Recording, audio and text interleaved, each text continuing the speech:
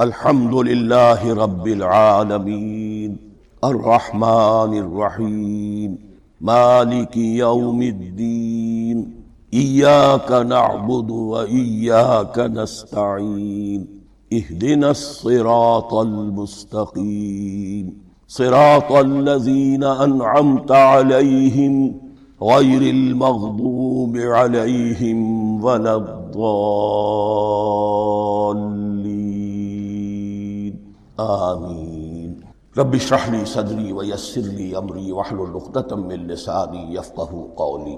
اللہم ربنا الہمنا رشدنا واعذنا من شرور انفسنا۔ اللہم ارنا الحق حقا وارزقنا اتباعہ وارنا الباطل باطلا وارزقنا اجتنابہ۔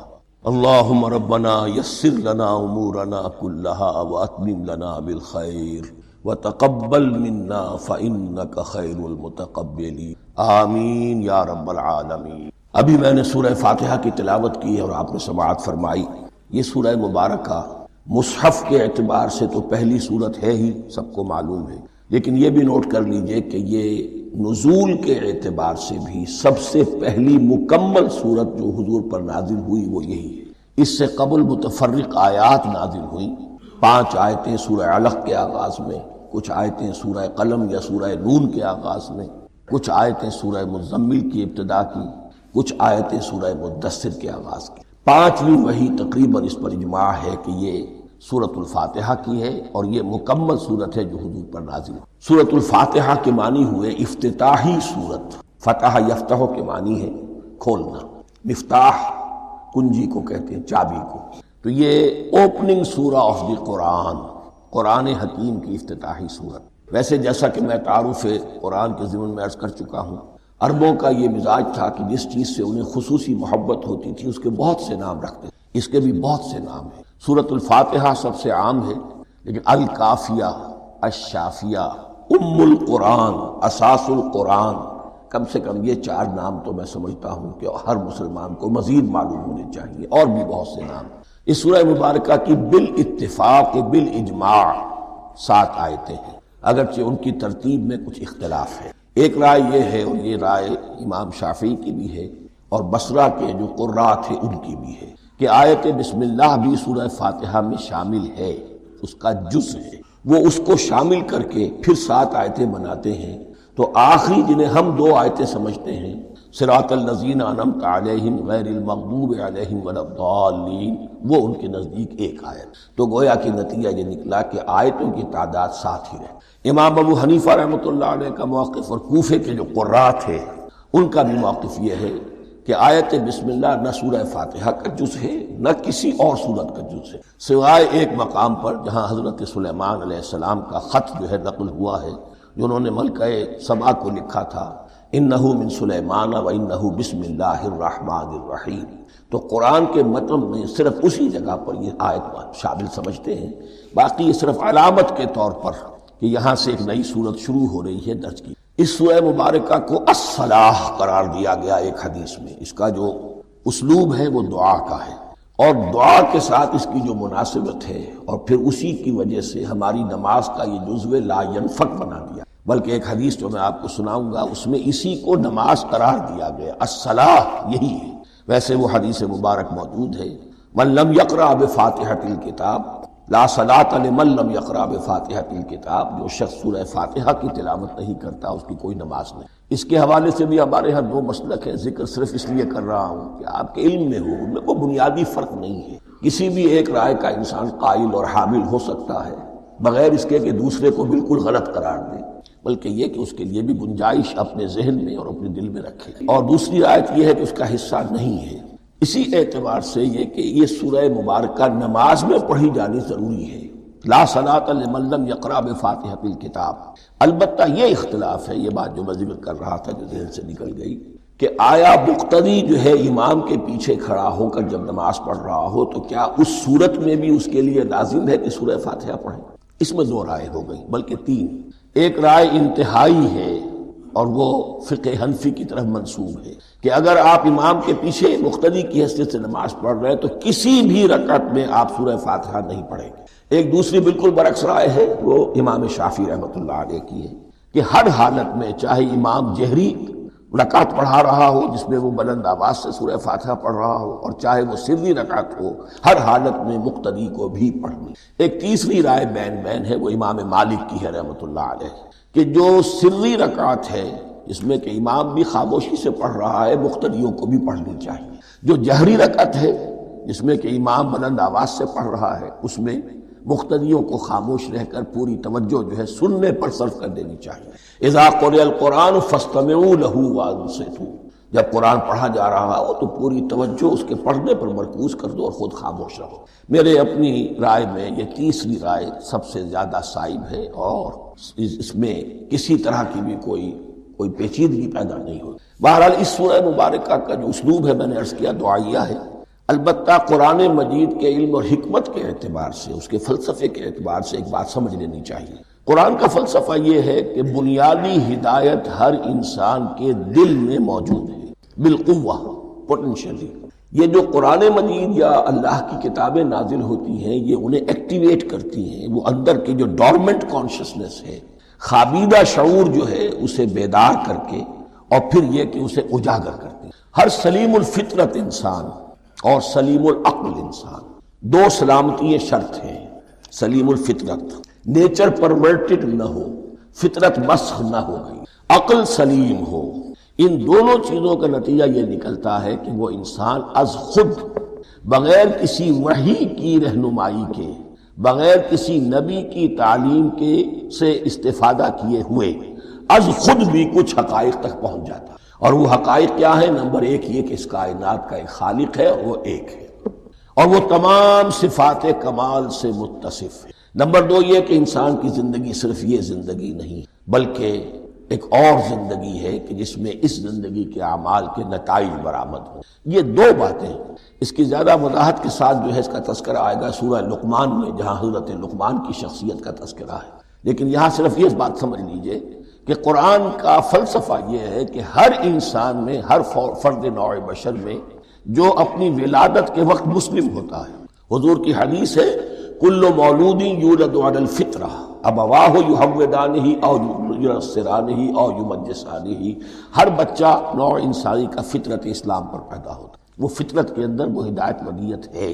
اب اگر وہ فطرت بس نہیں ہوئی اور عقل جو ہے وہ صحیح رخ پر کام کر رہی ہے تو ان دو حقائق تک وہ انسان خود پہنچ جائے گا۔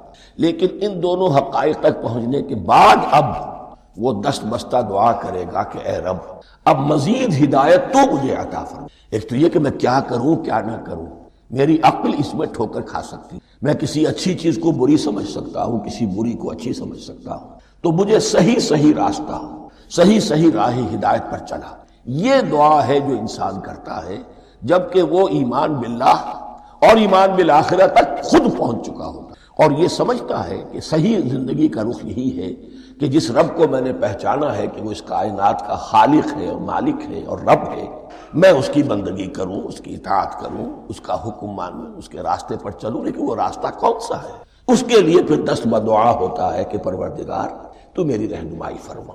یہ مقام ہے کہ جہاں آپ سمجھ لیجئے اپنے آپ کو بھی آج اس جگہ پر تصور کرتے ہوئے پھر اس سورہ مبارکہ کو پڑھیے کہ آپ اس مقام پر اللہ کے فضل و کرم سے پہنچ چکے ہیں کہ اللہ کو آپ نے پہچان لیا اور اس کی توحید کو جان لیا، اس کی جملہ صفات کمال سے آپ واقف ہو، آپ یہ بھی جان گئے کہ بڑھ کر اس کے حضور میں حاضر ہونا ہے اور وہ حساب کتاب لے گا۔ پھر آپ نے یہ عہد بھی کر لیا کہ اب زندگی گزارنی ہے اس رب کی بندگی میں، اسی کی فرما برداری میں۔ اب یہاں کھڑے ہو کر آپ پوچھتے ہیں کہ اللہ مجھے وہ تفصیلی ہدایت عطا فرما، ایسا نہ ہو کہ کبھی میں کسی راستے پر چلتا ہوا کسی پگڈنڈی پر مڑ جاؤں اور وہ تھوڑی سی جو ڈیوییشن ہو میرے راستے کی وہ میری عاقبت کو برباد کر دے۔ یک لحظہ غافل گشتم و صد سال راہم دور شد، اس لیے کہ ہوتا یہی ہے سیدھے راستے سے ذرا سی کوئی پگڈنڈی جو ہے تھوڑے سے اینگل پر نکلی ہے، لیکن جب چلتے جائیں گے آپ تو جتنا آگے بڑھیں گے اس پر، اس راہ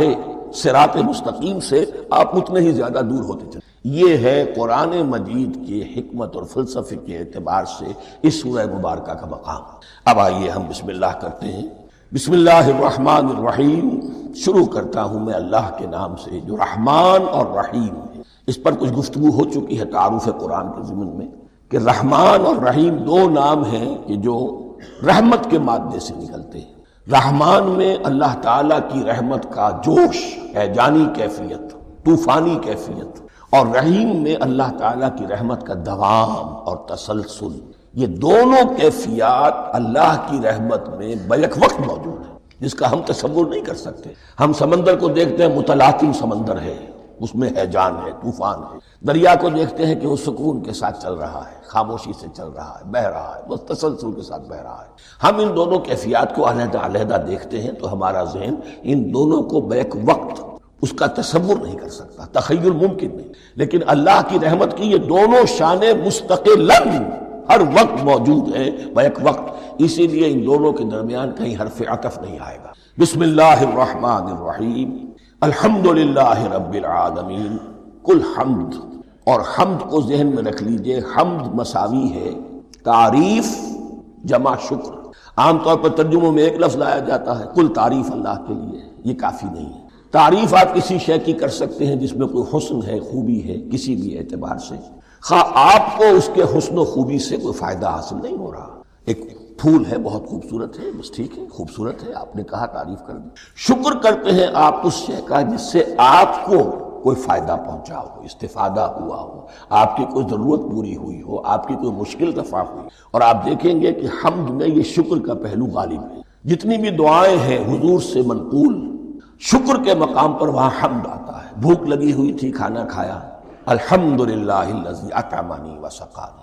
اب یہاں دیکھیے ترجمہ تعریف نہیں، شکر ہے اس اللہ کا جس نے مجھے کھلایا اور پلایا۔ آپ بیت الخلاء سے باہر آئے، نجاستیں آپ سے دور ہو گئیں، طبیعت میں انشراح ہوا، الحمدللہ الذی اذھب عنی الاذی وعافانی۔ وہ شکر ہے اس اللہ کا جس نے اذیت بخش چیزیں مجھ سے دور کر دی اور مجھے عافیت بخش۔ تو یہ الحمدللہ رب العالمین، اللہ تعالیٰ کا حسن و کمال اور حسن و جمال اپنی جگہ بھی اس انتہا کا ہے کہ جتنی تعریف اس کا حق ہے ہم کر ہی نہیں سکتے، لیکن اس کے احسانات اور انعامات ہم پر اتنے ہیں کہ ہم ان کو بھی گن نہیں سکتے۔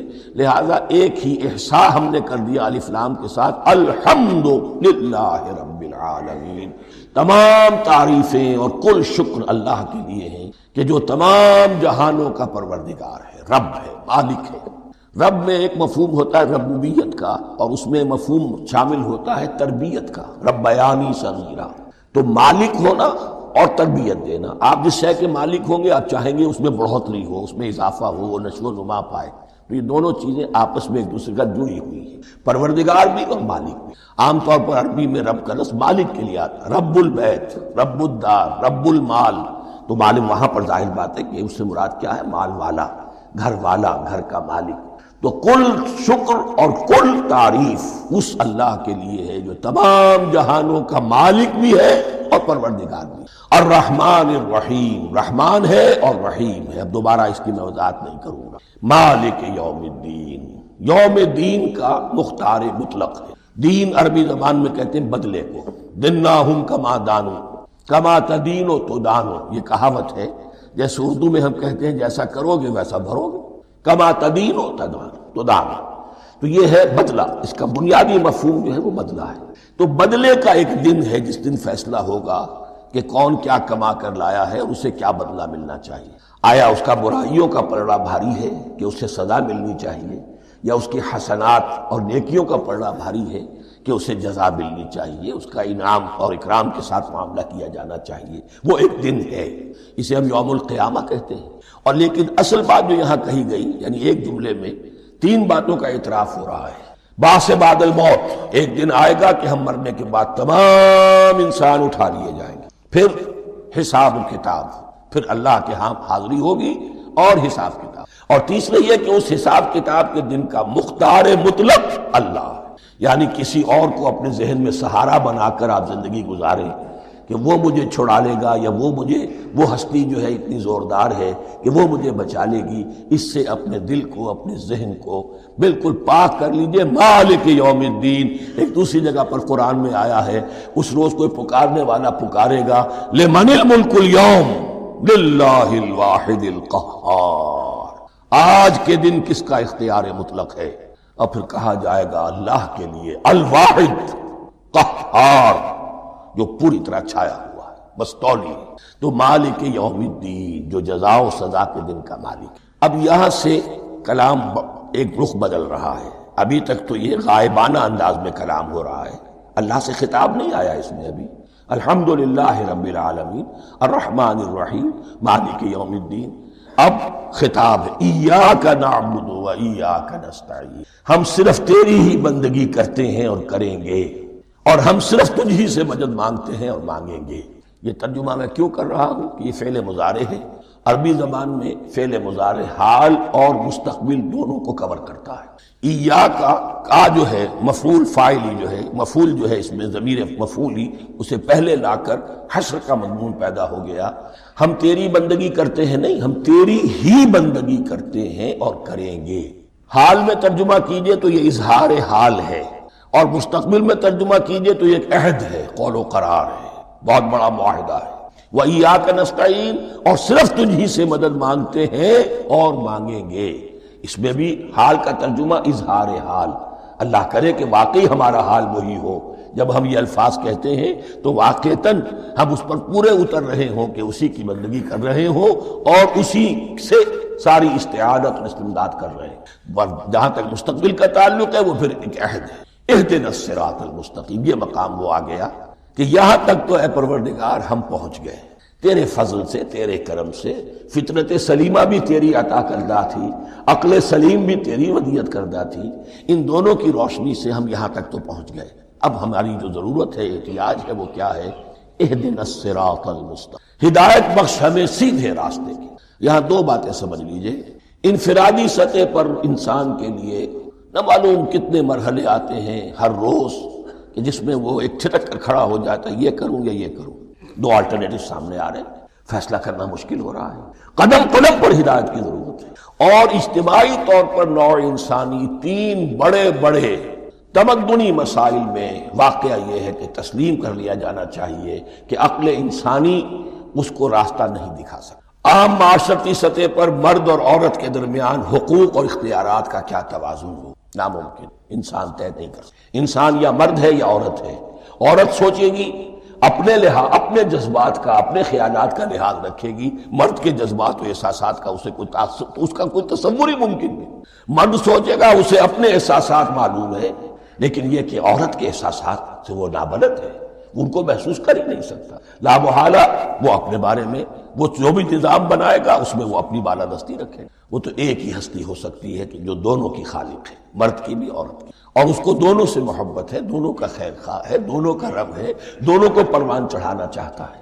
اسی طرح فرد اور معاشرہ یا ریاست، حکومت اور ریاست ہمیشہ یہ چاہتی ہے کہ سارے اختیارات ہمارے ہاتھ میں آ جائیں. ٹوٹلیٹیرین سوسائٹی ہو، بس ہم حکم دیں اور لوگ اس پر چلیں. افراد یہ چاہتے نہیں، ہمیں آزادی ہونی چاہیے. اب آپ دیکھیے کہ دنیا میں کتنے جھگڑے چلتے ہیں اسی پر، فریڈم فریڈم فریڈم. وہ فریڈم واقعتاً اپنی جگہ پر ایک شے ہے، افراد کی آزادی ہونی چاہیے، لیکن افراد کی آزادی اتنی نہ ہو جائے کہ وہ مادر پدر آزاد ہو جائے. کوئی قانون، کوئی قاعدہ، کوئی اخلاقی، کوئی حدود اور قیود جو ہے ان کا پابند نہ رہے. تو اب کہاں ہے وہ نقطہ اعتدال کہ جس میں انسان کی انفرادی آزادی، انفرادی اختیار اور ادھر اجتماعی مصلحتیں جو ہیں ان کو بیلنس کیا جا سکے؟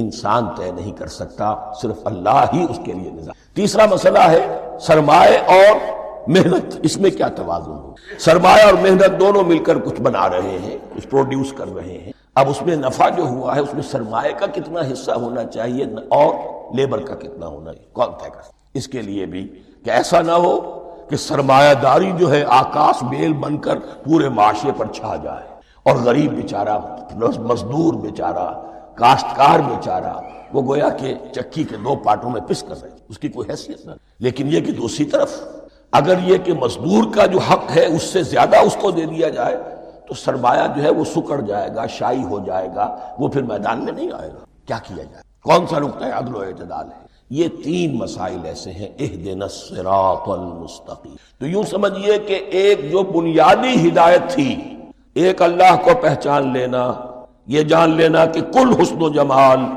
اور تمام انعام و اکرام کا منبع اس کی ذات ہے، وہ رحمان ہے اور رحیم ہے. اور یہ جان لینا کہ مرنے کے بعد جی اٹھنا ہے، حساب کتاب ہے، فیصلہ ہوگا جزا و سزا کا، اور مختار مطلق اس دن کا اللہ۔ پھر یہ عہد کر لینا ایاک نعبد و ایاک نستعین۔ اس کے بعد دعا، پروردگار ہمیں ہدایت پر قائم رکھ، ہماری ہدایت میں اضافہ فرما۔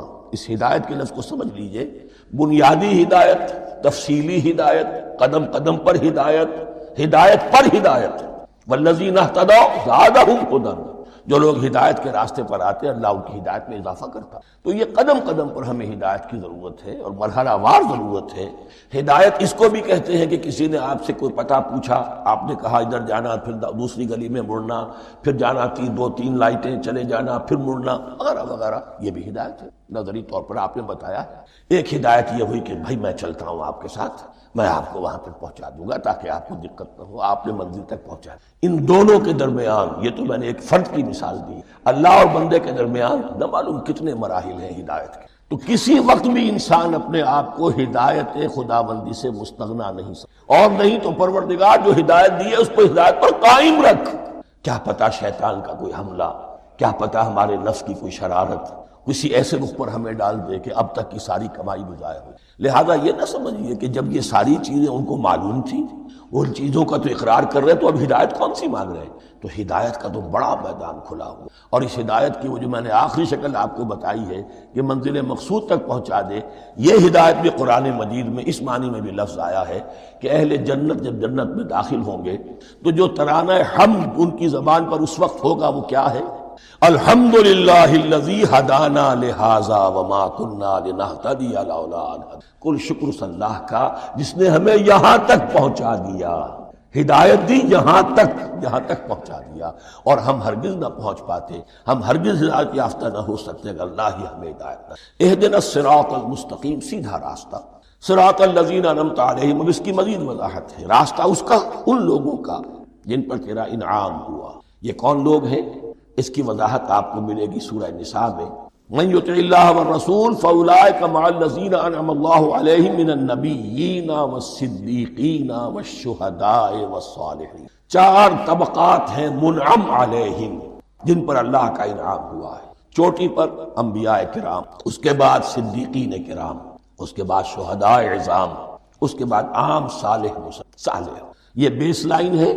اس سے اوپر کا درجہ شہداء کا ہے، اس سے اوپر کا درجہ صدیقین کا ہے، اور پھر اس سے اوپر کا درجہ انبیاء کا ہے۔ انبیاء میں سے پھر وہ بھی ہوتے ہیں کہ جو اولو العزم میں من الرسل ہیں، لیکن یہ چار طبقات ہیں ان کے راستے۔ غیر المغضوب علیہم ولا الضالین، جو مغضوب علیہم نہیں ہوئے، جن پر تیرا غضب نہیں ہوا، اور غضب ہوتا ہے ان پر کہ جو ہدایت کے واضح ہونے کے بعد ہدایت کو ترک کر دیں، وہ ہے مغضوب علیہم۔ جنہیں ہدایت مل گئی ہو، ہدایت کو پہچان لیا ہو، پھر اپنی شرارت نفس کی وجہ سے، اپنی نفسانیت کی وجہ سے، اپنے تکبر کی وجہ سے، اپنے حسد کی وجہ سے وہ اس حق کو رد کر دے، اس کو ترک کر دے، ان پر اللہ کا غضب۔ اور اس میں اس کی بہت بڑی مثال تاریخ کے اعتبار سے یہودی ہے۔ اللہ نے انہیں ہدایت دی، کتابیں عطا کی، تورات، انجیل، زبور، سینکڑوں نبی ان میں مبعوث، 1400 برس تک نبوت کا تار ٹوٹا ہی نہیں، مسلسل۔ ابتدا میں بھی 2 نبی، موسیٰ اور ہارون، اور اختتام پر بھی 2 نبی، عیسیٰ اور یحییٰ علیہ السلام، اور ان کے مابین کوئی لمحہ نہیں آیا ہے تاریخ بنی اسرائیل میں جبکہ کوئی نہ کوئی نبی موجود، لیکن انہوں نے اپنی شرارت نفس کی وجہ سے ہدایت تورات سے بھی منہ موڑا، اور پھر سب سے بڑی بات یہ کہ ہدایت محمدی سے، ہدایت قرآنی سے بھی صلی اللہ علیہ وسلم منہ موڑا۔ وہ ہے مغضوب علیہ ولا الضالین، اور نہ ہی گمراہ ہوئے۔ یہ لفظ جو آتا ہے عربی زبان میں گمراہ کا بھی ہے اور تلاش حق میں بھٹکنے والے کا بھی۔ ایک وہ شخص ہے جس پر حق ابھی واضح نہیں ہوا، وہ تلاش میں، اس کے لیے بھی ضال کا لفظ آئے۔ اسی طرح کوئی شخص کسی کے عشق اور محبت میں ایسا ہو جائے، دیوانہ ہو جائے، اس کو بھی ضال کہتے ہیں، یعنی اس کے اوپر جذبات کا اتنا غلبہ ہو گیا ہے کسی کی محبت اور عشق کی۔ تو حضور کے لیے یہ لفظ آیا ہے وَوَجَدَكَ ضَالًّا فَهَدَىٰ، اور یہ تو سورۃ الضحیٰ ہے، اکثر بیشتر لوگوں کو یاد ہوگی۔ تو یہ جو ضال کا لفظ ہے اس میں سمجھ لیجئے ضروری نہیں ہے کہ وہ گمراہ ہو، بلکہ وہ بھی کہ جو ابھی راہ ہدایت کی طلب میں، اس کے حصول کے لیے اس کی تلاش میں کوشاں، اور وہ بھی کہ جو کسی مغالطے کی وجہ سے حق سے منحرف ہو۔ یہ بھی جان لی کہ ایک ہے بدنیتی، تکبر، حسد، حق کو جان کر پہچان کر رد کر دینا یا چھوڑ دینا یا ترک کر دینا، ایک ہے کسی غلطی میں، کسی جذبات کے اندر آ کر، کسی غلو کے اندر مبتلا ہو کر اور حق سے منحرف ہو۔ اس کی جو سب سے بڑی مثال ہے وہ نصارہ ہے، عیسائی۔ حضرت مسیح کو انہوں نے مانا لیکن غلو کیا، یہ لفظ آئے گا آگے، لا تغلو فی دینکم، اپنے دین میں غلو نہ کرو۔ جیسے ہمارے ہاں بھی بعض لوگ ہیں جو حضور صلی اللہ علیہ وسلم کی تعریف میں، حضور صلی اللہ علیہ وسلم کے ساتھ اپنی محبت کے اظہار میں غلو کر جاتے ہیں۔ یہ انتہا درجے کو ہو گیا تھا حضرت مسیح علیہ السلام کے ماننے والوں، اور اس کی بنا پر انہوں نے تثلیث کا عقیدہ ایجاد کر لیا اور حضرت مسیح علیہ السلام کو اللہ کا بیٹا بنا۔ تو اس کی سب سے بڑی مثال ضالین کی اس اعتبار سے کہ ہدایت پانے کے بعد کسی بدنیتی سے نہیں بلکہ کسی اچھے جذبے میں غلو کی وجہ سے رسول سے محبت کرنا تو اچھا جذبہ ہے، لیکن یہ محبت بھی ایک حد میں رہنی چاہیے۔ غلو کرے گی تو ظاہر بات ہے کہ اس کے بعد وہ گمراہی کی طرف لے گی۔ یہ ہے اس سورہ مبارکہ کا ترجمہ، اور اس کے بعد آخر میں آمین کہنا یہ مسنون بھی ہے، کہنا چاہیے۔ البتہ اختلاف یہاں بھی صرف اتنا ہے کہ نماز میں جب آپ امام کے ساتھ ہیں، وہ اگر جہری قرات کر رہا ہے تو آیا اس کے بعد آپ کو بھی بالجہر کہنا ہے آمین یا نہیں کہنا، یہ اختلاف ہے، ان میں کوئی فرق واقع نہیں ہوتا۔ یہ چیز متفق علیہ کہ کہنا ہے آمین، بلکہ یہ آمین تو یہودیوں میں ہے، یہ آمین جو ہے یہ عیسائیوں میں، ان کی بھی جو پریئر لارڈس پریئر ہے اس کے بعد آمین، وہ آمین کہتے ہیں، وہ فرق، وہ لفظ ایک ہی ہے۔ اس لیے کہ عبرانی زبان اور عربی زبان، یا تو ہم یہ کہہ سکتے ہیں کہ دونوں بہنیں ہیں، کوئی ایک مشترک زبان تھی ان کی ماں جس کی یہ دو بیٹیاں، اور یا یہ کہنا پڑے گا کہ عربی زبان کی ماں جو ہے وہ عبرانی زبان ہے۔ بہرحال بڑا قریبی رشتہ عربی کا اور عبرانی کا ہے، اس اعتبار سے وہ آمین۔ اب آپ کو معلوم ہے ہم السلام علیکم وہ کہتے ہیں، وہ سلام کہتے ہیں، فرق کیا ہے؟ وہ تو تلفظ کا فرق ہے۔ اسی طریقے سے اور بہت سے الفاظ ہیں، میں بعد میں بتا۔ اب میں اس سورہ مبارکہ کے بارے میں خاص حدیث آپ کو سنانا چاہتا ہوں، اور اسی سے در حقیقت جو امام ابو حنیفہ کا موقف ہے رحمۃ اللہ علیہ، اس کی حقانیت مزید مبرہن ہو جائے گی۔ یعنی کیا کہ آیت بسم اللہ سورہ فاتحہ کا جز نہیں ہے، سورہ فاتحہ الحمدللہ رب العالمین سے شروع ہوتی ہے۔ وہ میں آپ کو بتانا بھول گیا کہ جن کے نزدیک یہ سورت کا جز ہے وہ پھر جہری قرات میں بسم اللہ الرحمن بھی بلند آواز سے کہیں گے، اور جن کے نزدیک یہ سورہ فاتحہ کا جز نہیں ہے وہ نہیں کہیں گے، وہ الحمدللہ رب العالمین سے قرات کریں گے۔ تو کوئی فرق نہیں ہے بنیادی۔ یہ حدیث جو ہے یہ مسلم شریف میں ہے اور حدیث قدسی ہے، اس کے راوی حضرت ابو ہریرہ ہے رضی اللہ تعالی عنہ، اور اس حدیث نے اس صورت کے مضامین کا نہایت عمدہ تجزیہ کر دیا۔ حدیث کے الفاظ سن لیجئے، قسمت الصلاۃ بینی و بین عبدی نصفین، اللہ تعالیٰ فرما رہے ہیں، حدیث قدسی ہے، میں نے نماز کو، صلاۃ کو اپنے اور اپنے بندے کے درمیان آدھا آدھا تقسیم کر لیا، فنصفها لی و نصفها لعبدی، اس کا نصف جو ہے وہ میرے لیے ہے اور نصف جو ہے وہ میرے بندے کے لیے، وَلِعَبْدِي مَا سَأَلَ، اور جو میرے بندے نے مانگا میں اسے دوں گا، میرا وعدہ ہے یا میں نے اسے دوں۔ اس کے بعد اس کی تفصیل آتی ہے، اذا قال العبد، جب بندہ کہتا ہے الحمدللہ رب العالمین، قال اللہ حمدنی عبدی، جب بندہ کہتا ہے الحمدللہ رب العالمین، اللہ فرماتا ہے میرے بندے نے میری حمد کی۔ وَإِذَا قَالَ الرَّحْمَنُ الرَّحِيمُ قال اللہ اثنى علی عبدی، جب بندہ کہتا ہے الرحمن الرحیم، اللہ فرماتا ہے میرے بندے نے میری ثنا کی۔ وَإِذَا قَالَ مَالِكِ يَوْمِ الدِّينِ قال اللہ تعالی مجدنی عبدی، میرے بندے نے میری تمجید بیان کی، میری بزرگی بیان۔ اب یہ تین آیتیں ہو گئیں، تینوں میں اللہ کی حمد ہے، ثنا ہے، تمجید، یہ تین آیتیں خالص اللہ کے لیے۔ اب چوتھی آیت ہے ایاک نعبد و ایاک نستعین، اس کے بارے میں جب بندہ کہتا ہے اذا قال العبد ایاک نعبد و ایاک نستعین، قال اللہ تعالی ھذا ما بینی و بین عبدی ولعبدی ما سأل، یہ میرے اور میرے بندے کے درمیان ہے۔ یہ تو یوں سمجھئے کہ یہ گرا لگ گئی ہے میرے اور میرے بندے کے ماں، اس نے مجھ سے قول و قرار کیا ہے، اس نے میری بندگی کا اعتراف کیا ہے، اس نے تسلیم کیا ہے کہ میری ہی بندگی کرتا ہے اور کرے گا، اور مجھ سے مدد چاہیے۔ ھذا ما بینی و بین عبدی، یہ معاہدہ ہے، معاہدہ دو فریقوں کے مابین ہوتا، یہ میرے اور میرے بندے کے مابین ہے۔ وَلِعَبْدِي مَا سَأَلَ، اور میں نے اپنے بندے کو دیا جو اس نے مانگا، وہ میری مدد چاہتا ہے، میری مدد اس کے شامل حال رہے۔ فَإِذَا قَالَ، اور جب بندہ کہتا ہے اهْدِنَا الصِّرَاطَ الْمُسْتَقِيمَ صِرَاطَ الَّذِينَ أَنْعَمْتَ عَلَيْهِمْ غَيْرِ الْمَغْضُوبِ عَلَيْهِمْ وَلَا الضَّالِّينَ، قال اللہ تعالی ھذا لعبدی ولعبدی ما سأل، یہ 3 آیتیں یہ میرے بندے کے لیے، اہدنا الصراط المستقیم، اسی صراط مستقیم کی وضاحت ہے مثبت، صراط الذین انعمت علیہم، اسی صراط المستقیم کی وضاحت ہے منفی انداز میں، غیر المغضوب علیہم ولا الضالین۔ یہ سب میرے بندے کے لیے ہے، اور میں نے اپنے بندے کو دیا جو اس نے، اس کو میں نے ایک مرتبہ یہ ترازو کی شکل میں اس کو لکھوایا تھا۔ دیکھیے یہ ایاک نعبد و ایاک نستعین، یہ ہے وہ ترازی کی وہ ڈنڈ، واو جو ہے ایاک نعبد و ایاک نستعین، واو جو ہے گویا کہ وہ مٹھ ہے جس سے کہ ترازو کو پکڑا جاتا ہے۔ ادھر ایک پلڑا ہے جس کی 3 آیتیں ہیں، الحمدللہ رب العالمین الرحمن الرحیم مالک یوم الدین۔ اس کا نتیجہ کیا نکلا؟ ایاک نعبد۔ آپ نے شاید یہ سنا بھی ہو، ایک بہت ہی عمدہ قرات کا جو ریکارڈ ہے قاری عبدالباسط عبدالصمد کا، وہ یہیں سے چل کر سورہ فاتحہ کی قرات کر کے ایاک نعبد پر آ کر رکتا ہے، الحمدللہ رب العالمین الرحمن الرحیم مالک یوم الدین ایاک نعبد۔ گویا کہ یہاں یہ صورت بالکل ہاف ہو گئی ہے، 3 آیتوں میں اللہ کی حمد ہے، ثنا ہے، تمجید ہے، جس کا نتیجہ ہم تیری ہی بندگی کرتے ہیں، تیری ہی اطاعت کرتے ہیں۔ لیکن اب اس کے بعد سوال ایاک نستعین، اسی کی جو استعانت کیا درکار ہے ہمیں؟ ہدایت۔ ہدایت سب سے بڑی استعانت ہے، ہدایت ہی تو سب سے بڑی مدد ہے۔ اہدنا الصراط المستقیم صراط الذین انعمت علیہم غیر المغضوب علیہم ولا الضالین۔ یہ ایاک نستعین کے حکم کے ساتھ یہ 3 آیتیں آ گئیں، اہدنا الصراط المستقیم صراط الذین انعمت علیہم غیر المغضوب علیہم ولا الضالین۔ قسمت الصلاۃ بینی و بین عبدی نصفین فنصفها لی ونصفها لعبدی ولعبدی ما سأل۔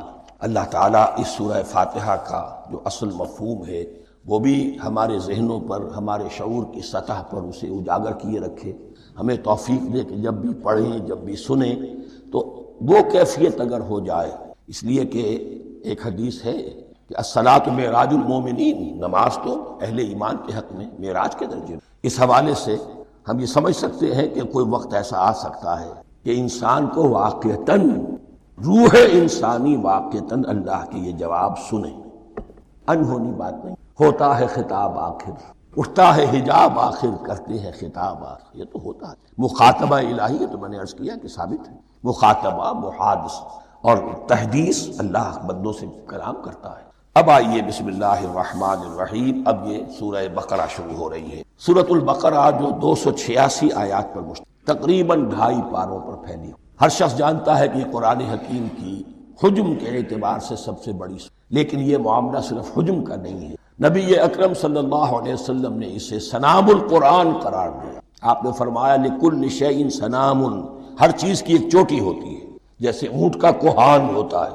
وسنام القرآن البقرہ، سنام القرآن، قرآن کی چوٹی جو ہے وہ سورۃ البقرہ ہے۔ یہ نوٹ کر لیجئے جو میں نے کل آپ کو جو مختلف مکی اور مدنی صورتوں کے گروپوں کے بارے میں بتایا تھا کہ یہاں سے اب پہلی منزل بھی شروع ہو رہی ہے اور پہلا گروپ بھی شروع، اور اس کے ساتھ جو اگلی صورت آئے گی وہ اس کا جوڑا ہے، سورہ آل عمران، جس کی سب سے نمایاں علامت یہ نوٹ کیجئے، یہ بھی الف لام میم سے شروع ہوئی، اگلی بھی الف لام میم۔ اس کے بعد 2 صورتیں مدنی اور ہیں، لیکن ان دونوں میں نہ حروف مقطعات ہے، نہ کوئی اور تمہیدی کلام ہے، براہ راست خطاب۔ سورہ نساء میں یا ایھا الناس اور سورہ مائدہ میں یا ایھا الذین آمنوا، کوئی تمہیدی بات نہیں، کوئی حروف مقطعات نہیں، براہ راست خطاب۔ وہ ایک جوڑا ہے سورہ نساء اور سورہ مائدہ، اور یہ ایک جوڑا ہے سورہ بقرہ اور سورہ آل عمران۔ سورہ بقرہ اور سورہ آل عمران کو نبی اکرم صلی اللہ علیہ وسلم نے الزہراوین بھی قرار دیا ہے۔ زہرا کہتے ہیں بڑی روشن چیز کو، یہ حضرت فاطمہ رضی اللہ تعالی عنہا کے نام کے ساتھ آتا ہے، فاطمۃ الزہراء، تو زہرا بہت روشن، دمکتی ہوئی شے۔ الزہراوین، یہ 2 نہایت دمکتی ہوئی صورتیں ہیں جو قیامت کے دن 2 بدلیوں کی شکل میں ظاہر ہوں گی، حضور نے فرمایا، اور جو لوگ ان صورتوں سے محبت کرتے تھے ان پر سایہ۔ اللہم ربنا اجعلنا منہم، ہمیں اللہ تعالیٰ ان میں شامل۔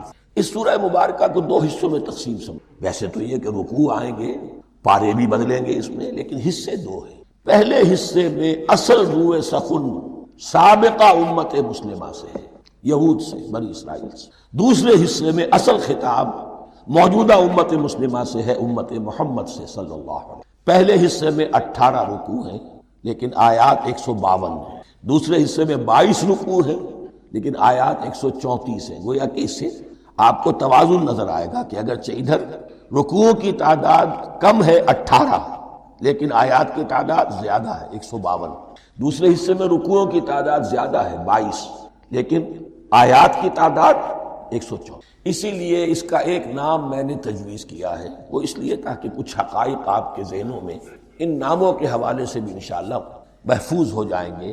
سورۃ الامتین، دو امتوں کی صورت، اس لیے کہ تقریباً نصف اس کی ساری بحث جو ہے، مرکزی بحث، وہ سابقہ امت مسلمہ بنی اسرائیل، اور دوسرا نصف اس میں سارا خطاب وہ ہے موجودہ امت مسلمہ یعنی امت محمد صلی اللہ علیہ وسلم۔ اس کا جو پہلے 18 رکوع ہے یا پہلا حصہ ہے، اس کے اندر ڈویژن فردر ہوگی ورٹیکل، عمودی، پہلے 4 رکوع، پھر 10 رکوع، پھر 4 رکوع۔ لیکن جو 22 رکوع ہیں دوسرے حصے کے، دوسرے نصف کے، اس میں ڈویژن جو ہے جو ہاریزونٹل ہے، وہ افقی تقسیم ہے، عمودی نہیں، افقی۔ وہ میں بعد میں بیان کروں گا جب ہم وہاں پہنچیں۔ ان کو پہلے سمجھ لیجئے کہ اس پہلے حصے کی جو تقسیم میں نے کی ہے، پہلے 4 رکوع، پھر 10 رکوع اور پھر 4 رکوع۔ پہلے 4 رکوع یوں سمجھیے کہ پورے قرآن مجید کے لیے اس کی حکمت اور فلسفے کا جو حصہ مکی قرآن میں بیان ہو چکا تھا اس کا خلاصہ ہے۔ جب یہ صورت نازل ہو رہی ہے تو یہ تو مدینہ میں حضور تشریف لا چکے، 12-13 سال جو ہے گزر چکے، اور ان 12-13 سالوں کے دوران 2/3 قرآن نازل ہو چکا ہے۔ اس میں جو بھی حکمت، فلسفہ اور بنیادی دعوت، یہ جو چیزیں مکی قرآن میں بیان ہوئیں، ان کا خلاصہ نچوڑ نکال کر یہاں 4 رکوع۔ اگرچہ ان میں بھی جب گہرائی میں آپ دیکھیں گے تو روح سخن جو ہے وہ بنی اسرائیل کی طرف ہے، وہ میں بعد میں عرض کروں گا، لیکن اضافی طور پر یہ سمجھ لیجئے کہ پورے مکی قرآن کے حکمت اور پیغام کا خلاصہ ان 4 رکوع۔ پھر 10 رکوع ہے جن میں براہ راست خطاب ہے سابقہ امت مسلمہ، یا بنی اسرائیل۔ اس کے بھی 2 حصے ہیں۔ پہلے ایک رکوع میں دعوت ہے، بڑا انداز اس کا بڑا پیارا ہے، اس میں دعوت ہے، ایمان لاؤ محمد پر صلی اللہ علیہ وسلم۔ اور اس کے بعد 9 رکوع ہے ملامت کی، ملامت، تنقید، تم نے یہ کیا اور یہ کیا اور یہ کیا، ہم نے یہ احسان کیے، یہ احسان کیے، یہ احسان کیے، تم نے یہ ناشکری کی، یہ ناشکری کی، یہ ناشکری۔ اور اس سب کا نتیجہ آخری 4 رکوعوں میں ہے کہ اب تمہیں اس منصب سے معزول کیا جا رہا ہے جس پر تم 2000 برس تک فائز رہے، اور تمہیں ہٹا کر اب ایک نئی امت محمد کی شکل میں جو وجود میں آ چکی ہے صلی اللہ علیہ وسلم، اسے اس پر فائز کیا۔ اور اس کی علامت کے طور پر اسے میں کہا کرتا ہوں کورونیشن، تاج پوشی۔ ایک امت معزول، دوسری امت اس کا نصب ہو رہا ہے، اس کی تاج پوشی کے لیے سمبل، علامت کیا ہے؟ قبلہ تحویل۔ وہ قبلہ یروشلم سابقہ امت کا قبلہ اب ادھر رخ نہیں ہوگا، اب اہل توحید کا قبلہ یہ مکے کی طرف ہوگا، بیت اللہ کی۔ تو تحویل قبلہ کا مضمون ہے جو ان 4 رکوعوں میں آتا۔ تو یہ میں نے تھوڑی سی تمہید جو ہے آپ کے سامنے رکھ دی ہے۔ اب بسم اللہ کیجئے۔ بسم اللہ الرحمن الرحیم۔ الف لام میم۔ الف لام میم یہ حروف مقطعات ہیں، یہ علیحدہ علیحدہ پڑھے جاتے ہیں، علم نہیں پڑھ سکتے اس کو۔ الف لام میم، ہا میم، ہا علیحدہ، میم علیحدہ، اگرچہ لکھے ہوئے ہوتے ہیں جڑے ہوئے، کاف ہا یا عین صاد لکھے ہوئے جڑے ہوئے، پڑھے جائیں گے علیحدہ علیحدہ، قطع علیحدہ کرنا۔ تو حروف مقطعات، ان کے بارے میں ایک بات تو جو ہے اجماعی ہے، سب کے نزدیک مسلم ہے، ان کا کوئی حتمی مفہوم اور ان کے حتمی معنی کسی کو معلوم نہیں سوائے اللہ اور اس کے رسول کے۔ اس معنی میں یوں بھی کہا گیا یہ کوڈ ورڈز ہیں، جیسے کہ کوئی میسیجز جو ہیں ادھر ادھر بھیجے جاتے ہیں، سیکرٹ میسیجز، تو کچھ کوڈ ورڈز ہوتے ہیں جس سے سمجھ میں آتا ہے کہ یہ بات واقعتاً صحیح سورس سے آ رہی ہے، واللہ عالم۔ لیکن اس کا کوئی مفہوم اور اس کے معنی جو ہیں وہ اتفاق اس پر ہے، اگرچہ بعض حضرات نے کچھ اپنی سی کوشش کی ہے، کچھ مفہوم جو ہے بنانے کی، وہ اپنی جگہ پر ہے، لیکن یہ کہ کسی حضرت عبداللہ ابن عباس رضی اللہ تعالی عنہما نے بعض ایسی کوششیں کی ہیں، لیکن ان کی رائے کو بھی ان کی ذاتی رائے سمجھا گیا ہے، امت نے اسے قبول نہیں۔ اجماع اور کنسنسس اسی پر ہے کہ اس کے معنی اور مفہوم کسی کو معلوم نہیں سوائے اللہ اور اس کے رسول۔ البتہ بعض چیزیں ایسی ہیں کہ وہ اگر نوٹ کر لی جائیں تو شاید آئندہ اس میں کچھ راز کھلنے کے امکانات پیدا ہو جائیں، دیکھیے عربی زبان کے جو الفابیٹس ہیں ان کی تعداد 29 ہے یا 28 ہے، میں بتا چکا ہوں۔ الف اور حمزہ کو ایک سمجھے تو 28 ورنہ 29۔ پہلی بات یہ نوٹ کیجئے، قرآن حکیم کی 114 صورتوں میں سے 29 صورتوں میں ان کے شروع میں یہ حروف مقطعات آئے۔ دوسری بات یہ کہ اس میں 28 کا نصف کیجئے تو 14 استعمال ہوئے، 14 نہیں استعمال ہوئے، بالکل آدھی تعداد استعمال ہوئی۔ تیسرے یہ کہ جو شروع اور آخر اور درمیان 3 حصوں میں تقسیم کر دیجئے آپ، 9 9 9 پلواڑی 27، ایک طرف 10 رہ جائیں گے۔ پہلے حصے میں سے بہت کم حروف لیے گئے، بہت کم۔ آخری حصے کے تقریباً تمام حروف ہیں، تقریباً۔ درمیانی حصہ وہ ہے کہ جس میں آپ نے دیکھا ہے کہ عربی میں جوڑوں کی شکل میں ہے، صاد ضاد، فرق کیا ہے نقطے کا، سین شین، فرق کیا ہے نقطوں کا، را زا، فرق کیا ہے نقطے کا۔ تو جو بھی نقطے والا لفظ ہے وہ نہیں لیا گیا، اور جو بغیر نقطے کے غیر منقوط ہے وہ لیا۔ پھر اس میں 3 صورتیں ہیں جن میں ایک ایک حرف آیا ہے، سورہ قاف، سورہ نون، سورہ صاد۔ پھر صورتیں ہیں جن میں 2 2 آئی ہیں، جن میں 3 3 آئے ہیں، پھر 4 4 آئے ہیں، 2 ہی صورتیں ہیں جن میں 4 4 ہیں، اور 2 ہی صورتیں جن میں 5 5۔ تو یہ ہے صرف یوں سمجھیے کہ اعداد و شمار۔ اس کے حوالے سے کچھ آدمی غور کرے تو شاید کوئی بات نہیں۔ باقی وہ مثال میں آپ کو بتا دیتا ہوں کہ حضرت عبداللہ ابن عباس نے ایک رائے ظاہر کی کہ الف لام میم در حقیقت ایک جملے کا خلاصہ ہے۔ انا اللہ اعلم، پہلا لفظ انا، اس کا الف لے لیا، درمیانی لفظ اللہ، اس کا درمیانی لام لے لیا، تیسرا لفظ اعلم، یہ آخری لفظ ہے، آخری حرف میم لے لیا۔ انا اللہ اعلم، میں اللہ جانتا ہوں، واللہ اعلم، واقعتاً اللہ ہی جانتا ہے۔ یہ حضرت عبداللہ ابن عباس کی رائے ہے، لیکن اگرچہ انہیں حبر الامت مانا گیا ہے، لیکن یہ کہ ان کی اس رائے کو بھی اکثر و بیشتر مفسرین نے قبول نہیں کی۔ اب جو پہلے 2 رکوع ہیں اس سورہ بقرہ کے، ان کے بارے میں تعویل عام اور تعویل خاص کا ایک بڑا بنیادی فرق ہے جو نوٹ کر لینا چاہیے۔ جس وقت یہ صورت نازل ہو رہی ہے، میں عرض کر چکا ہوں کہ 12 سال ہو چکے تھے حضور کو اپنا فریضہ نبوت و رسالت ادا کر۔ ایک جماعت اچھی بھلی تیار ہو چکی تھی جنہوں نے حضور کی دعوت پر لبیک کہا، ایمان لائے اور آپ کی تعلیمات پر عمل کیا۔ وہ ایک گروہ موجود تھا، یہ ابو بکر ہے، یہ عمر ہے، یہ عثمان ہے، یہ طلحہ ہے، یہ زبیر ہے، یہ عبد الرحمن ابن عوف ہے، یہ مصعب بن عمیر ہے، دیکھ لو۔ اور ایک گروہ وہ تھا کہ جو حق کو جان کر پہچان کر محض اپنی ضد اور ہٹ درمی کی باعث وہ کفر پر اڑ گیا تھا۔ اور اب ایک تیسرا گروہ پیدا ہو رہا تھا مدینے میں آ کر، وہ ابھی ایمبریونک سٹیج میں ہے، کہ جو داعی ہے، مدعی ہے کہ ہم مانتے ہیں لیکن حقیقت میں نہیں۔ یہ 3 قسم کے گروہ دنیا میں ہمیشہ پائے جاتے، ہمیشہ۔ اب اسے میں اس کو لا رہا ہوں تعویل عام کی طرف۔ جب بھی کبھی کوئی دعوت اٹھے گی انقلابی، ایک ہوتا ہے وعظ و نصیحت، ٹھیک ہے، جس نے بھی فائدہ اٹھایا اٹھا لیا۔ ایک ہوتی ہے دعوت انقلابی، وہ انقلابی دعوت کا ہدف ہوتا ہے نظام کو بدلنا۔ نظام بدلتا ہے تو ظاہر بات ہے کہ جو لوگ اس نظام میں، جن کے ویسٹڈ انٹرسٹ ہیں اور جن کو پریولیجز حاصل ہیں، جن کے مفادات ہیں، وہ تو لازماً اپنے نظام کا تحفظ کریں گے۔ ٹکراؤ ہوگا، تصادم ہوگا، تصادم میں جانی نقصان بھی ہوگا، مالی نقصان بھی ہوگا۔ یہ گویا کہ کسی انقلابی دعوت کے لوازم ہیں۔ اگر یہ شاید نہ ہو تو ان دعوت انقلابی ہے ہی نہیں۔ اس اعتبار سے ہر انقلابی دعوت کے جواب میں 3 طبقے پیدا ہو جاتے ہیں۔ ایک وہ کہ جو اس دعوت کو قبول کرتے ہیں دیانت کے ساتھ، خلوص کے ساتھ، اخلاص کے ساتھ، اور پھر پوری جوان مردی کا ثبوت دے رہے ہیں، ہر چہ بعد آباد، اب جو آئے سو آئے، جان دینی پڑے حاضر ہیں، مال دینا پڑے حاضر ہیں، کوئی تکلیف آئے، کوئی مشقت آئے، کوئی مصیبت آئے، کوئی قربانی کرے حاضر۔ جب پکارا گیا واپس نہیں پھیرا کوئی فرمان جنوں کا، اور تنہا نہیں لوٹی کبھی آواز جرس کی۔ خیریت جاں راحت تن صحت داما، سب بھول گئیں مصلحتیں اہل ہوس کی۔ ایک وہ لوگ ہوتے ہیں کہ جو اڑ جاتے ہیں ضد پر، ہٹ درمی پر، ماننے کے باوجود، جاننے کے باوجود کہ بات تو ٹھیک ہے، جو کہ کیسے مان لیں؟ ہماری سیادت، ہماری چودراہٹ، ہمارے مفادات، ہمارے یہ ساری چیزیں، ان سب کے اوپر زد پڑ رہی ہے۔ یہ لوگ اڑ جاتے ہیں، اور پھر کوئی دعوت، کوئی نصیحت، کوئی مزید افہام و تفہیم ان کے حق میں مفید نہیں۔ اس لیے کہ صحیح بات ہے جو کہتے ہیں کہ سوتے کو تو جگایا جا سکتا ہے، جاگتے کو کیسے جگائیں؟ کوئی سویا ہوا ہے تو آپ اسے جگا دیں گے، جو جاگا ہوا ہے لیکن وہ بنا ہوا ہے، وہ اٹھنے کو تیار ہی نہیں ہے، تو آپ کیسے اٹھا دیں گے اس کو؟ تو جو لوگ جان بوجھ کر حق کو پہچان کر رد کر دیتے ہیں، پھر ان کے حق میں کوئی دعوت، کوئی نصیحت، کوئی تبلیغ، کوئی انذار، کوئی تبشیر مفید۔ تیسرا درجہ ایسے لوگوں کا ہوتا ہے جو یا تو شروع میں آتے ہی شرارت کے ارادے سے، کوئی مصلحت ہے جس کی وجہ سے اس دعوت کو قبول کر لیا، کوئی ذاتی منفعت ہے جس کے لیے قبول کر لیا، یا یہ کہ شروع میں تو اخلاص کے ساتھ آتے ہیں لیکن جب قربانی دینے کا وقت آتا ہے تو ان کے اندر سیرت و کردار کی وہ مضبوطی نہیں ہوتی کہ ہر چباد آباد، یہ نہیں، وہ پھر ڈگمگاتے رہتے ہیں، کبھی کچھ چلے پھر کہیں ٹھٹک کر رہ گئے، پھر کہیں کچھ چلے پھر ٹھٹک کر۔ یہ تیسرا طبقہ ہے کہ جو کہتا ہے، دعوی مدعی ہے کہ ہم نے مانا ہے، قبول کیا ہے، بات ٹھیک ہے، کچھ تھوڑا بہت چلتے بھی ہیں لیکن جہاں مشکل آئی ٹھٹک کر کھڑے ہو گئے، اوندھے منہ گر پڑے۔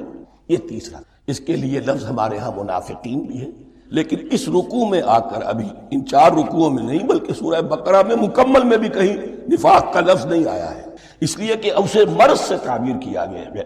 یہ مرض ہے ایک، اور اس مرض کے ذریعے سے لوگوں کے اندر جو ہے وہ ایک نفاق کا بیج پڑ رہا ہے، جو ظاہر ہوگا تو منافقت پوری کی پوری کھل کر سامنے آ جائے گی۔ روگ ہے انسانی اس حوالے سے وہ تیسری، اور یہ چونکہ اہم ترین حصہ تھا اور یہ مرض اب شروع ہو رہا تھا، مدینے میں، مکے میں نہیں تھا، لہذا زیادہ تفصیل سے اس کے بارے میں اب ان 2 رکوعوں کا سلسلے وار مطالعہ انشاءاللہ اس دوسری۔ استخارہ ایک بہت اچھا کام ہے۔ وہ کیا ہے؟ استخارے کے معنی ہے خیر طلب کرنا، اور اس کی ایک دعا ہے جو اللہ تعالیٰ نے، اللہ کے رسول نے سکھائی ہے صحابہ کو، اور صحابہ یہ کہتے ہیں کہ ہمیں اس طرح یہ دعا اللہ کے رسول نے سکھائی جیسے قرآن سکھایا، یعنی اتنی اہمیت کے ساتھ۔ اس کا مسئلہ کیا ہوتا ہے کہ آپ ایک کام کرنے چلے ہیں، ابھی آپ کا دل جو ہے وہ کچھ تذبذب میں ہے کہ یہ کام ٹھیک ہے یا نہیں ہے، اس کا نتیجہ اچھا ہوگا کہ نہیں ہوگا، یہ بیل منڈے چڑھے گی کہ نہیں چڑھے گی۔ تو اس جو آپ کا جو اندر کا جو تذبذب ہے،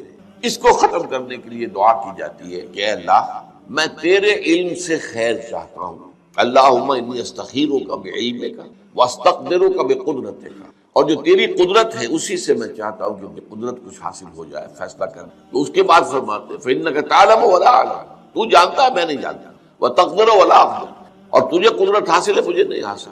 اب آیا اصل، اللہم ان کنت تعلم ان ھذا الامر خیر لی فی دینی و معاشی و عاقبت امری، اے اللہ اگر تیرے علم میں یہ ہے کہ یہ کام میں اپنی بیٹی کا رشتہ فلاں سے کرنے چلا ہوں، اگر تیرے علم میں یہ ہے کہ یہ بہتر ہے میری آخرت اور دنیا کے اعتبار سے اور نتائج کے اعتبار سے، فاقدرہ لی، تو پھر اس کو طے کر دے میرے لیے، ویسرہ لی، میرے لیے آسان کر دے، ثم ارضنی بہ، پھر مجھے اس پر راضی۔ وان کنت تعلم، اگر تو یہ جانتا ہو، تیرے علم میں یہ ہو، ان ھذا الامر شر لی فی دینی و معاشی و عاقبت امری، کہ یہ کام تو میرے لیے شر ہے، اصل میں مجھے نظر تو نہیں آ رہا نا، میں تو شارٹ سائٹڈ ہوں، تو جانتا ہے کہ خیر ہے یا شر ہے۔ اگر یہ شر ہے تو اسے پھیر دے، دور کر دے، اپنی قدرت سے اس کو ہٹا دے، مجھے اس سے ہٹا دے، اسے مجھ سے ہٹا دے، واقدر لی الخیر حیث کان، اور جہاں سے بھی ہو مجھے خیر عطا فرما، ثم ارضنی بہ، اور پھر اس پر مجھے راضی۔ یہ ہے دعائے استخارہ، اللہ تعالیٰ سے فیصلہ چاہنا۔ اس کے بعد اللہ تعالیٰ جو ہے انسان کے دل کو جما دیتا ہے کسی ایک۔ اب اس کی جو باقی ہمارے ہاں جو ہو گئی ہے شکل کہ کوئی خواب میں آئے، کوئی نشان نظر آئے، یہ کوئی استخارے کا حصہ نہیں ہے، یہ اس کے اندر اضافی چیزیں ہیں۔ لیکن یہ ہو سکتا ہے کہ انسان رات کو جو ہے 2 نفل نماز پڑھے اور اس کے بعد یہ دعا استخارہ کر کے سو جائے، ہو سکتا ہے کوئی خواب کے اندر اسے کوئی اشارہ مل جائے، امکان ہے اس کا، لیکن یہ ہے کہ یہ کوئی ضروری نہیں ہے، یہ صرف یہ کہ دل کا کسی پہلو پر پھر جم جانا، ٹھک جانا، یہ اس بات کی علامت ہوگی کہ میں نے اللہ سے بات کہی تھی، اللہ نے میرے دل کو اس پر جما دیا ہے، تو یقیناً مایوس کن حالات ہیں جن سے ہم دو چار ہیں، ان میں ہمارا حال یہ ہے کہ سمجھنے دے مجھے اے نا امیدی کیا قیامت ہے کہ دامان خیال یاد چھوٹا جائے ہے مجھ سے، امید کا دامن ہاتھ سے چھوٹ جاتا، کیسے حالات سیدھے ہو جائیں گے، کیسے خلافت آ جائے گی۔ جیسے قرآن مجید میں تذکرہ ہے جب پہلی مرتبہ یروشلم کو برباد کیا ہے نبوکدنضر نے، حضرت عزیر جب آئے ہیں وہاں دیکھا شہر کو، کوئی متنفس نہیں، کوئی 2 انچ سلامت نہیں، ان کی زبان سے الفاظ نکل گئے، انا یحیی ھذہ اللہ بعد موتہا، یہ بستی جو ایسے ویران ہو گئی اللہ اسے کیسے دوبارہ زندہ کرے گا۔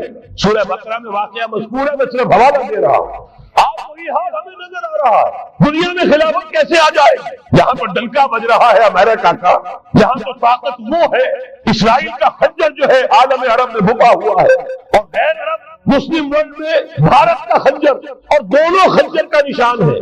کبھی نقشہ دیکھا ہو اسرائیل تو واقعتاً خنجر کے مانند تھا، جب تک یہ ویسٹ بینک شامل نہیں ہوا تھا اس کی شکل بالکل خنجر تھی، اوپر دستہ اور نیچے وہ پھل، عالم عرب کے سینے میں پیوست۔ یہی بھارت کا حال ہے۔ آپ نقشہ دیکھیے، کشمیر خنجر کے دستے کے مانند ہے اور نیچے وہ تکون جا رہی ہے، اور اسی نے جدا کیا ہے عالم اسلام کا ایک حصہ جو مغربی پاکستان کے ساتھ ہو گیا، اور وہ جو بنگال مشرقی پاکستان سے ہوتے ہوئے انڈونیشیا ملائیشیا علیحدہ ہو گئے۔ اس پورے کو ذہن میں رکھیے تو یہاں بھی وہ خنجر اسی طرح پیوست۔ حالات اتنے مایوس ہیں، ہماری کوئی حیثیت نہیں، ہمارے حکمرانوں کے دنیا میں مذاق ہوتے ہیں، ہمارے وسائل ان کے زیر تسلط ہے، ان کے قبضے میں ہے، ہماری پالیسیاں وہ بناتے ہیں، ہمارے لیے بجٹ انسٹرکشن وہاں سے آتی ہیں، ٹیکسیشن پالیسیز ان کے احکام کے مطابق بنتی ہیں، پھر کہاں سے ہو جائے گا؟ اللہ یحیی هذه اللہ بعد موتها، کیسے پیدا کرے گا؟ میں اس کے لیے آپ کو یہ حدیث سے سنانا چاہتا ہوں تاکہ وہ یقین پیدا ہو۔ ایمان بالغیب جو پہلی شرط ہے قرآن مجید کی ہدایت سے استفادے کی، الف لام میم ذالک الکتاب لا ریب فیہ ھدی للمتقین الذین یؤمنون بالغیب۔ نبی نے خبر دی صلی اللہ علیہ وسلم، اور آپ نے اپنی تاریخ، اپنی امت کی کل تاریخ کے 5 ادوار گنا دیے۔ حضرت نعمان بن بشیر کی حدیث، مسند احمد بن حنبل، تکون النبوۃ فیکم ما شاء اللہ ان تکون، مسلمانوں تمہارے مابین نبوت قائم رہے گی، موجود رہے گی، یعنی میں بنفس نفیس تمہارے مابین رہوں گا جب تک اللہ چاہے گا۔ ثم یرفع اللہ اذا شاء یرفعها، پھر جب اللہ چاہے گا نبوت کو اٹھا لے گا، یعنی میرا انتقال ہو جائے گا۔ دوسرے دور کی خبر دی، ثم تکون خلافت علی منہاج النبوہ، پھر ایک دور آئے گا خلافت کا، نبوت کے نقش قدم پر کوئی فرق نہیں ہوگا، وہی نظام جو میں نے قائم کیا ہے یوں کا تو قائم رہے گا، میرے نقش قدم پر وہ خلافت ہوگی۔ فرمایا وہ بھی رہے گا جب تک اللہ چاہے گا، پھر وہ بھی ختم ہو جائے گا۔ پھر فرمایا تیسرا دور آئے گا، ثم تکون ملک اعظم، ظالم ملوکیت، بادشاہ محل بنیں گے، ٹھاٹ جمیں گے، ظلم کا سکہ روا ہوگا، ناجائز قتل ہوں گے۔ حجاج بن یوسف کے ہاتھوں سینکڑوں تابعی محمد بن قاسم بلا کر شہید کر دیے گئے، ورنہ اسی وقت پورا یہ جزیرہ نما ہند جو ہے، انڈین پیننسولا، اس وقت پورا کا پورا مسلمان ہو جاتا۔ لیکن ملوکیت کو کبھی یہ برداشت نہیں ہوتا کہ کوئی شخص پبلک کے اندر مقبول ہونا شروع ہو جائے، پاپولر ہونا شروع ہو جائے، ان کے اقتدار کے یہ خطرہ ہو سکتا تھا۔ اسی دور ملوکیت میں واقعہ کربلا ہوا، حسین ابن علی رضی اللہ تعالی عنہما شہید ہوئے۔ اسی ظالمانہ حکومت کے دور میں واقعہ ہررہ ہوا، مدینے کی بے حرمتی ہوئی 3 دن تک۔ اسی کے دور میں حضرت عبداللہ ابن زبیر رضی اللہ تعالی عنہما شہید ہوئے۔ میں اب کیا گنواؤں؟ حضور نے جب فرمایا ثم تکون ملکا عاظما، کاٹ کھانے والی ملوکیت، یہ اسی کی شرح۔ فرمایا یہ دور بھی رہے گا جب تک اللہ چاہے گا، پھر جب اللہ چاہے گا اسے بھی اٹھا دے۔ پھر چوتھا دور آئے گا، ثم تکون ملکا جبریا، پھر بادشاہی ہوگی غلامی کے ساتھ۔ میں نہیں کہہ سکتا اس وقت صحابہ نے اس کا مطلب کیا سمجھا ہوگا، اب کیونکہ یہ دور ہمارے سامنے سے گزر چکا ہے، بلکہ ایک اعتبار سے ہم اسی دور میں سانس لے رہے ہیں۔ لہذا بات سمجھ میں آ رہی ہے کہ وہ ملوکیت چاہے ظالم تھی، بادشاہ مسلمان تو تھے، کلمہ گو تو تھے، ان میں بہت اچھے بھی ہوئے ہیں۔ تاریخ انسانی میں مسلمانوں کے جیسے عمدہ مثالیں ہیں عمدہ بادشاہوں کی، شاید تاریخ کے اندر کوئی اور مثالیں پیش نہ کی جا سکتی۔ لیکن یہ کہ اس کے بعد جو دور آیا، کہیں ہم تاج برطانیہ کے غلام بن گئے، ملکہ برطانیہ، شاہ برطانیہ، ہز میجسٹیز گورنمنٹ، ہر میجسٹیز گورنمنٹ، کہیں فرانس کے، کہیں اٹلی کے، کہیں ہالینڈ کے، کہیں اور کسی کے، فرانس کے، اس طرح سے پورا عالم اسلام جو ہے کولونیل دور کے اندر غلامی کے دور میں چلا گیا۔ یہ چوتھا دور تھا، لیکن یہاں تھوڑا سا توقف کر لیجئے، یہ چوتھا دور ایک درجے میں ختم ہو گیا ہے، کہتے ہیں دنیا والے کولونیل دور ختم ہو گیا، حقیقت میں ختم نہیں ہوا، براہ راست حکمرانی ختم ہوئی ہے، انڈائریکٹ رول جاری ہے، ریموٹ کنٹرول کے ذریعے سے وہی حکومت کر رہے ہیں، بٹن وہی سے دبتے ہیں، ہم جا کر جھولیاں انہی کے ساتھ پساتے ہیں،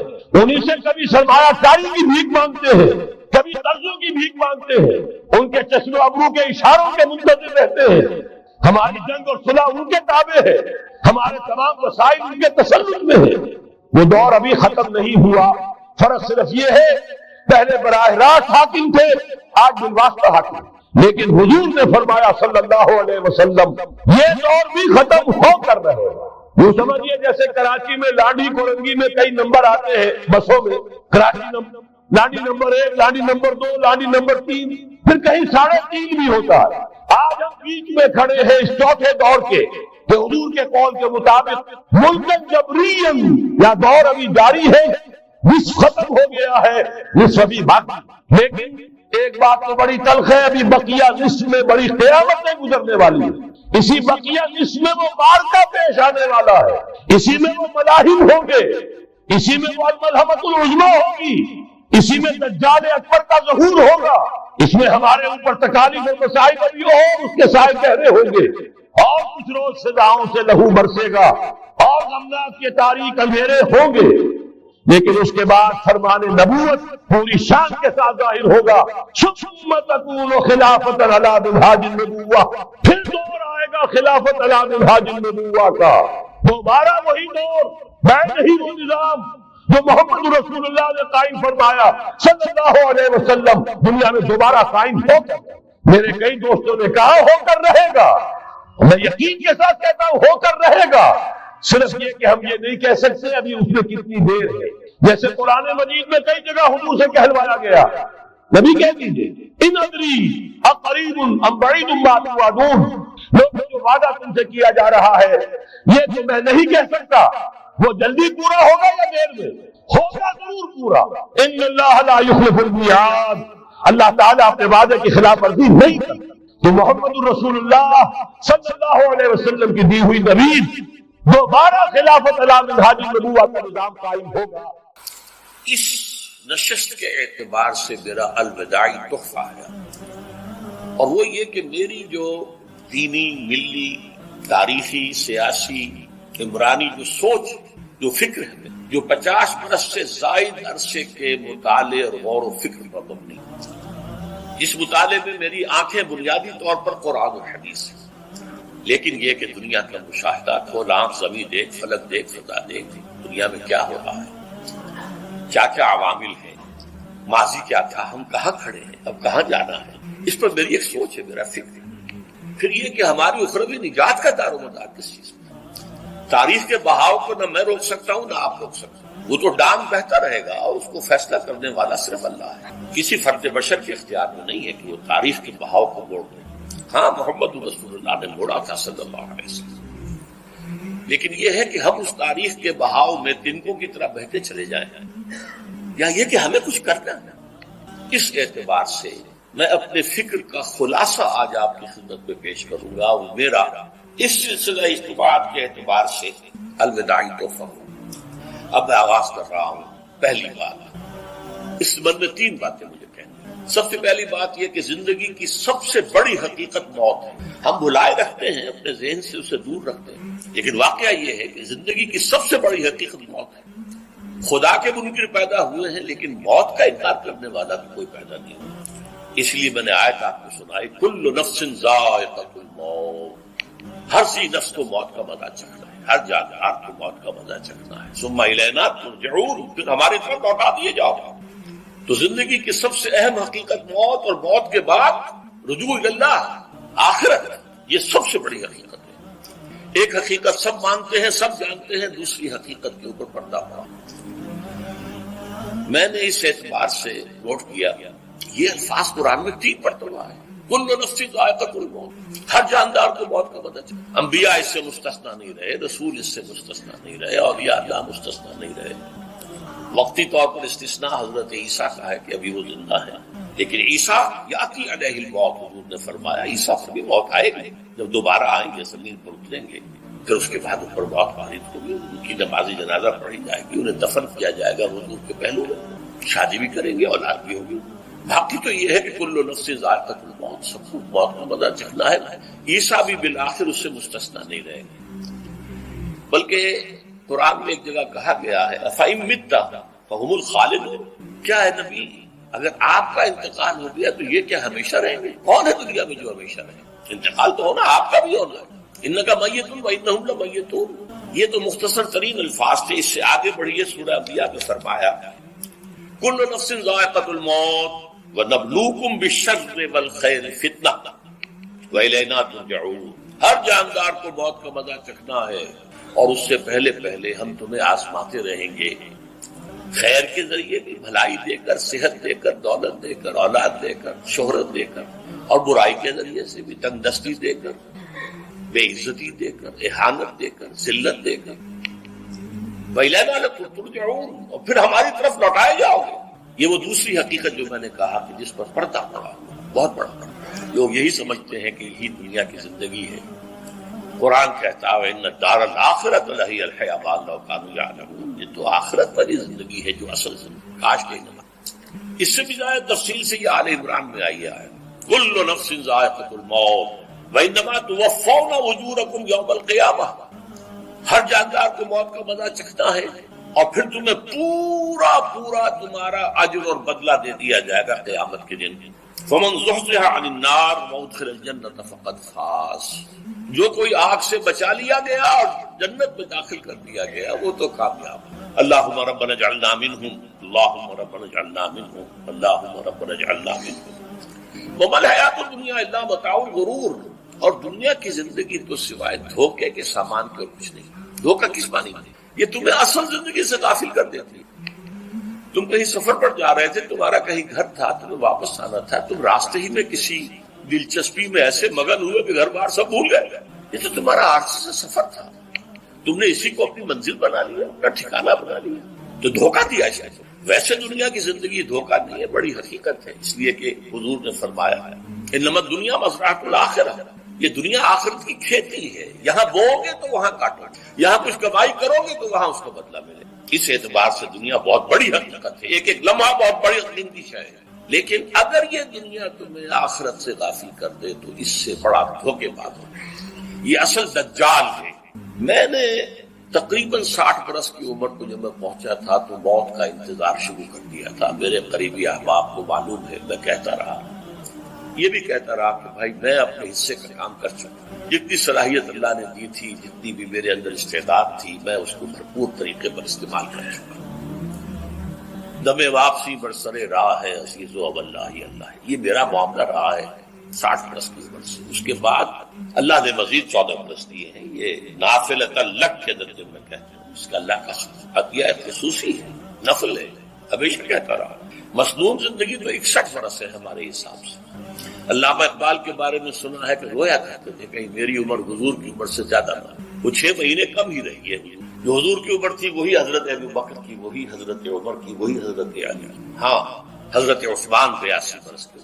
پھر یہاں کے مجددین میں سے وہی عمر حضرت شیخ احمد سرہندی کی، وہی شاہ ولی اللہ دہلوی کی، ہاں شیخ عبدالحق محدث دہلوی رحمۃ اللہ علیہ 82 برس کے. لیکن یہ میں کہا کرتا تھا مسنون عمر تو 61 برس ہے. جسے ہم 63 کہتے ہیں وہ اصل میں ہمارے حساب سے 61 بنتا ہے. وہ 63 قمری ہے، جو 9 دن کم ہے. قمری سال جو ہے وہ شمسی سال سے. بہرحال میں اس وقت سے منتظر تھا. لیکن جو بھی وقت اللہ نے دیا ہے اللہ کا شکر ہے، وہ مفید کاموں میں لگا ہے. ان میں خاص طور پر میں سمجھتا ہوں کہ اللہ کا مجھ پر سب سے بڑا احسان، اور مجھے پر نہیں، بہت بڑے پیمانے پر لوگوں کو جو احسان ہوا وہ میرا 1998 کا دورہ ترجمہ قرآن ہے جو کراچی میں. 1998 کے مارچ میں میرا بڑا آپریشن ہوا، دونوں گھٹنے تبدیل کیے گئے. لیکن 98 کے آخر میں، حالانکہ میں چل نہیں سکتا تھا. کراچی میں مسجد جو ہے اونچی ہے، دوسری منزل پر ہے، تو خاص ریمپ بنایا گیا جس کے ذریعے میں ویل چیئر پر مجھے لے جایا جاتا تھا. میں نے درس دیا. اس درس کی گزشتہ چند سالوں سے پوری دنیا میں جو گونج ہوئی ہے اللہ کے فضل و کرم سے، اللہ کا کوئی حکمت خداوندی اس کے ساتھ وابستہ ہے. اس میں میرے کسی کام کو دخل نہیں ہے، میری کسی کوشش کو دخل نہیں. میں نے تو جو درس میں دیتا آ رہا تھا سن 85 سے دورہ ترجمہ قرآن. البتہ یہ بات ضرور ہے کہ میں نے محسوس کیا تھا کہ سن 98 کے اس درس میں دورہ ترجمہ قرآن کے مجھے خصوصی انشراح حاصل تھا. میری ساری گفتگو کا حاصل کیا ہے؟ دیکھیے، نظریاتی تحریکوں کا تعلق اشخاص سے نہیں. ٹھیک ہے، کوئی اس کا داعی ہوتا ہے، کوئی اس کا مؤسس ہو جاتا ہے، کوئی اس کا آغاز کرنے والا ہوتا ہے. لیکن نظریاتی تحریک افراد سے وابستہ. افراد آتے چلے جاتے ہیں اپنا اپنا حصے کا کام کر کے، جس کو جتنا مقدر ہے، جس کی جتنی اللہ تعالیٰ کی طرف سے توفیق ہے، وہ اپنا کام کرے گا، چلا جائے گا. یہ چمن یوں ہی رہے گا اور ہزاروں جانور اپنی اپنی بولیاں سے بول کر اڑ جائیں گے. مبارک ہیں وہ لوگ جنہیں قرآن کی بولی بولنا نصیب ہو جائے گا. وَإِنِّي أَحْسَبُ أَنِّي مِنْهُمْ، مجھے گمان ہے، اللہ کا فضل ہے کہ میں ان میں سے ہوں. میں نے قرآن کی بولی بولی ہے، اور قرآن مجید کو جیسا کہ وہ ہے ایز اٹ از، اپنے کو مذمومہ خیالات، اپنے کوئی ذہن سے زائدہ نظریات کو اس میں دخل نہیں. جسے انگریزی میں آپ آبجیکٹو خالص معروضی طور پر قرآن کو پڑھا، قرآن کو قرآن سے سمجھائے، یا پھر سیرت رسول سے سمجھائے. میں لفظ سنت کی بجائے سیرت استعمال کروں. قرآن مجسم حضور تھے صلی اللہ علیہ وسلم، اور حضور کی سیرت اور حیات جو ہے وہ قرآن مجید کی اصل تفسیر ہے. یہ حقیقت بھی بہت کم لوگوں کے لیے. وہ احادیث کا نام تو لیتے ہیں، احادیث بھی ہے، سیرت بھی تو احادیث ہی سے ملتی، لیکن میں خاص طور پر سنت کی حدیث کی بجائے سیرت کروں. قرآن کی دو سورسز ہیں، قرآن خود اور سیرت.